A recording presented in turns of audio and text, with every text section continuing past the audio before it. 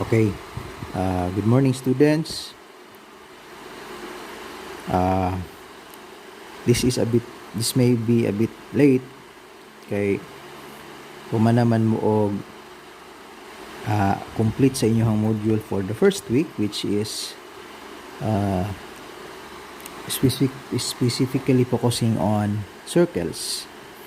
Pero I think this is still relevant bisan pa man og humana ang inyong pag-complete sa module about circles, tungod kay we still have summative tests which you need to pass. Okay? So, I find this necessary tungod kay you are STEM students and sooner when you go to college, probably you will be meeting again with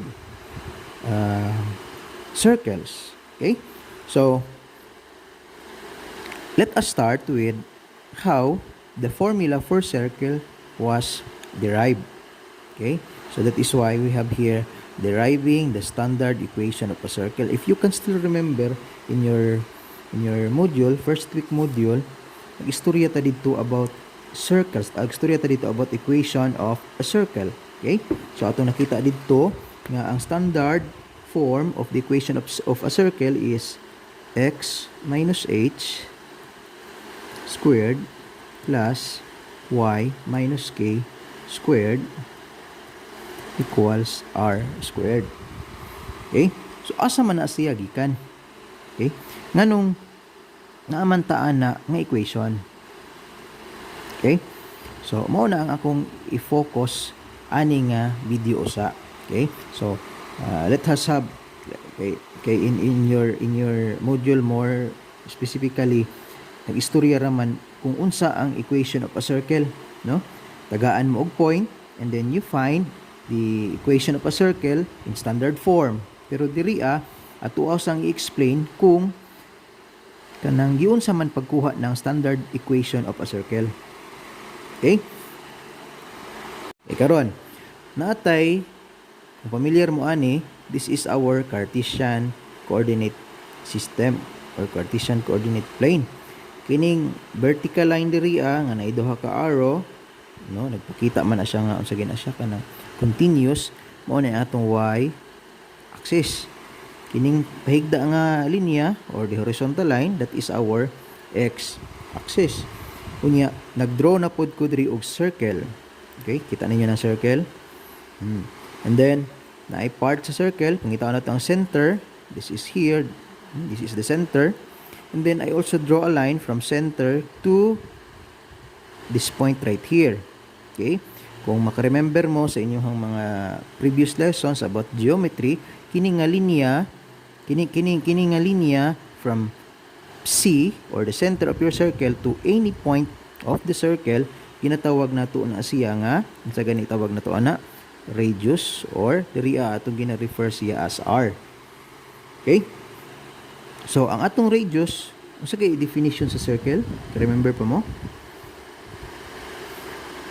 It is a set of points in a plane. Kini mao ni ang mga points. These are points in a plane that are the same distance from a point called center. So, this point right here, kini nga mga points. Okay? These are sets of points.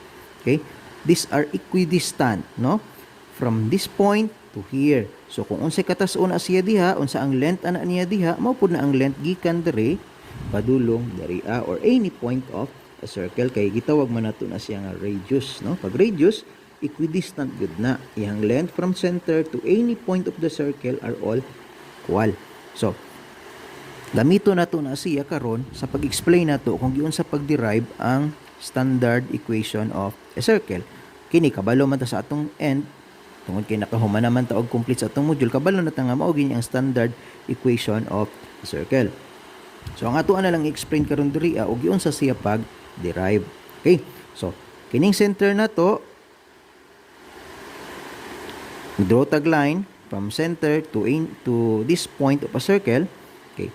So kini nga part sa atong circle, iba point man kung atong hunahunahon tong atong naandan nga Cartesian coordinate plane, this should be sama nagrepresent siya og value sa atong x, okay, ug value sa atong y. Remember pa mo ana? Okay? So ang point sa atong Cartesian coordinate plane magrepresent og value from our x-axis ug sa ato ang y-axis. Pero para matagaan nato siya distinction tungod kay center man gid siya sa atong circle, ato siyang i-represent sa h and k. Okay? So ato siyang i-represent as h and k para matagaan nato siya distinction from any other points. Kaya nga naman, there are a lot of points. Pwede magbutag point dariya, pwede magbutag points dariya, outside the circle, or any points inside the circle. Daghan kayong mga points, di ba? So, unsaon na nato pagbutang sa kalainan sa atong center ug sa kana nga mga points nga atong gipang-mention. So, kining center nato, ato siyang markahan og H and K para pag makakita mo sa iya, makaunahon na din mo nga ay that is the center of the circle. So, H and K, where your H here represents its corresponding value to your x-axis. Okay? Unsa man ang value sa H sa x-axis? Unsa man po yung value sa y sa ato ang y-axis? Diba? Remember mo, kung atong tungod-tunguro na, okay, diba? Kana siya, padulong diri, so this should be, unsa man ang value ka sa x diha, no? No, na to gibutang ang nag-value, pero this should represent a value from our x-axis. Ya, kung ato pong tan-aon diri dapita, kanang k pod nato nagrepresent po siya og a certain value sa ato ang y-axis. Okay, kung ka-remember pa mo, di ba mga positive man diri dapita, diri sa ibabaw mga positive pod. So this should be positive h and positive k kung ka-remember pa mo, di ba? Ingon ana na siya. Karon, so kini nga point ug kini nga point kay atong tan-awon daw unsa ang kanang tawag ana, unsa ka ang length sa ato ang radius, unsa ka katas-on gikan diri nga point padulong diri nga point. So this is a point, no? Not a center of our circle, pero a point in our circle. Point nga naa sa ato ang circle. Okay? So kini nga distant ani nga point padulong diri nga point mo na ang ato ang radius. Tama ba?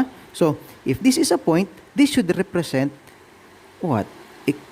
An ordered pair, di ba? So ang ordered pair na to represented by x, y.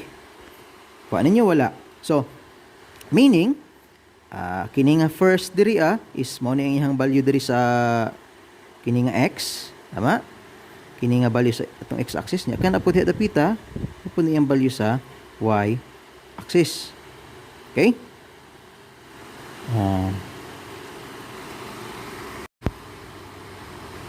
Okay. Karon atuan ang pangitaon ang length, no, ang katas-on gikan diri nga point sa C sa atong center to this point or our radius. Okay? So unsaon man nato pagpangita sa length sa atong radius? Okay? Pangutana. Mao na inindot nga pangutana. Karon para makita nato ang length sa atong radius, ato ang i-determine unsa ang length ani niya kini nga point padulong diri ug point padulong diri diba? Sir, nganong nagbuhat man kag ingon ana, diba? Kung atong tan-awon, this is a right triangle, diba? How significant the study of a right triangle here in finding the length or the value of our radius? Sa man ka importante kay nakita nako, no, nga kini man ang pinakadali nga paagi para mahibalaan nato ang r. Ano man, di ba magamit man ta og Pythagorean theorem kung mangita ta sa mga value or sa length sa side sa ato ang right triangle. Okay? So ang mga side sa atong right triangle mao ni siya kana ug kana. Kung ka-remember pa mo, this right here kanang atong kaning ato bitong r, kana bitong atong length from C to this point which is our radius, that is our hypotenuse, di ba? Remember pa mo ana sa atong right triangle, hypotenuse, di ba? Karon makita na to na siya kana nga length kung makabalot ta unsa pud ang length ani niya. Yung po sir kalisod naman ana sir, daghan naman kay tag length pangitaon. Ayaw mo kabalaka kay this is only to to find out how the standard equation of a circle is being derived. Mura man na ang tumong nato diri So, atuan ang pangitaon karon og yun sa. Okay. So, nagdraw na ko ana diha. This is our radius. Nya naghimo na pugog kanang murag broken line, dire. Okay, para makabuhat ta ninyo og right triangle. So, this line or kining side right here should represent A, di ba? A man na siya nato sa una. Okay. So, saan man nato pagpangita ani niya diri dapita? Paminaw ninyo, saan ka ha? Ha? This should represent the difference between X and H. Sir, nga naman na. Yun sa mana. Diba? Kung atong tungod-tunguron pag maayo, kana siya, diba? This is an ordered pair. Diba? This is a point representing an ordered pair, X, Y. Okay? So, kung atong tanawon, kini nga point na gini siya katungod nga point diri sa atong X. Diba? So, this should be any positive value. Positive integers niya. Positive, diba? 1, 2, 3, 4, 5, 6, 7, 8, 19 nga positive tanan. So, hini siya diri dapita, kana siya nga part diri dapita, nagrepresent na siya og a certain value in our x-axis. Tama ba? So, this should be x. And then, asa man nga partner niya diri, kana bitong nagrepresent pod og value sa x. Diba ang atong h, tama ba? So, h here also representing a certain value from our x-axis. So, kana siya, na diri ang gina-represent nga value sa x-axis, kini diri, mao pud ang gina-represent nga value sa atong x-axis. Ang ato na lang gusto mahibalan karon, unsa man ang distansya from here to here. Kuha ninyo wala. So, that can be determined by subtraction. Okay, sir, unsaon man na, sir? Kanang imong x minus nimo og h, di ba? Kanang imong x kini, this is our x, minus nimo h, x represents a certain value in our x-axis, ang kanang h pod also representing a certain value in our in our x-axis. So that is how will we determine the value or the length from here to here. Ano niyo wala? Kung atong huna-unaon pagmayo, kung atong butang-butangan ng say, butang-butangan lang nato og number pananglitan, kung pananglitan 8 na siya diha, nya kini diri 3, pila man kay difference from 8 to 3. So, kag pila man? 5, di ba? So, meaning, ang length ani niya diri, padulong diri is 5, di ba? Kung niyo wala. So, ingon na siya. So, here, because we are only deriving the formula from here, atuan na lang siyang i-represent. Instead nga ibutang na to. Anyway, later, mabutangan magina ninyog number diha. Pero not, for this video, derivation lang man tanin sa formula ang usa. So, para mahibalan lang nato nga kana bitong unsa ang length from here to here, ato na lang daing i-subtract unsa may value anang x dira, kini unsa may value, unsa may katungod ana niya nga value sa x, unsa may katungod ni ani nga value nga x, ato na ang pangitaon ang difference sa duha, mahibalan na nato unsay length ani niya. In our case, atong gihatag-hatag nga mga values, kini diay siya, ang length niya diri padulong diri is 5 tungod kay kini diri, kini nga point natungod man sa 8, ya kini nga point natungod man sa 3. So the difference between the two is 5, no? Ang iyang distance from here to here is 5. Okay? Yun na siya kadali.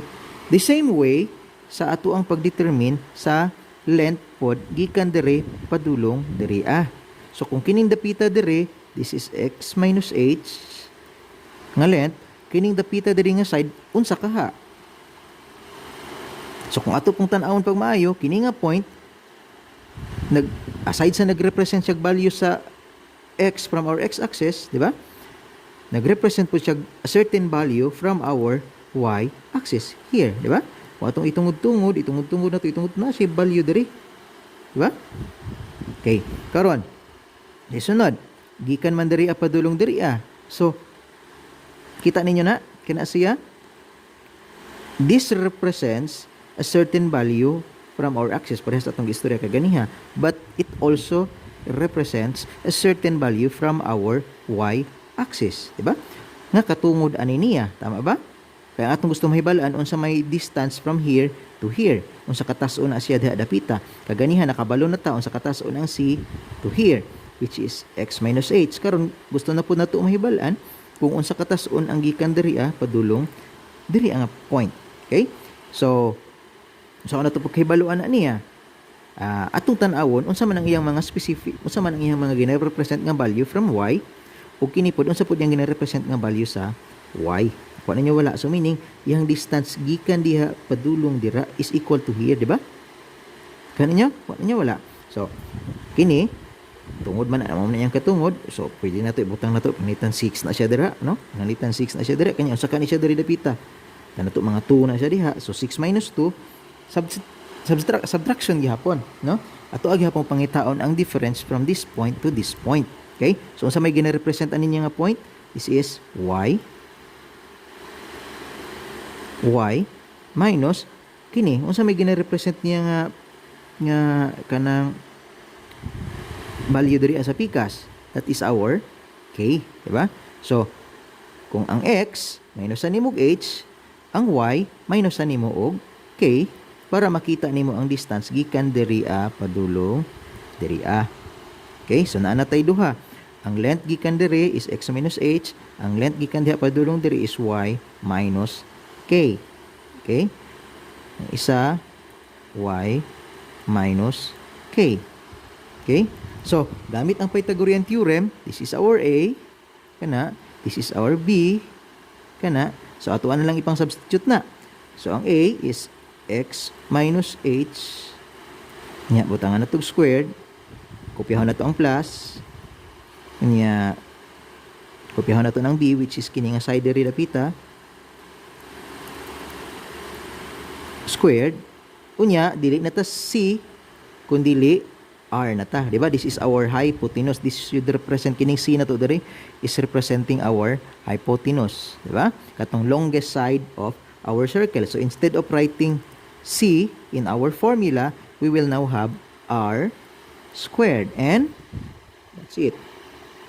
That is how we derive our formula from circle. Standard equation of the circle rather. Okay?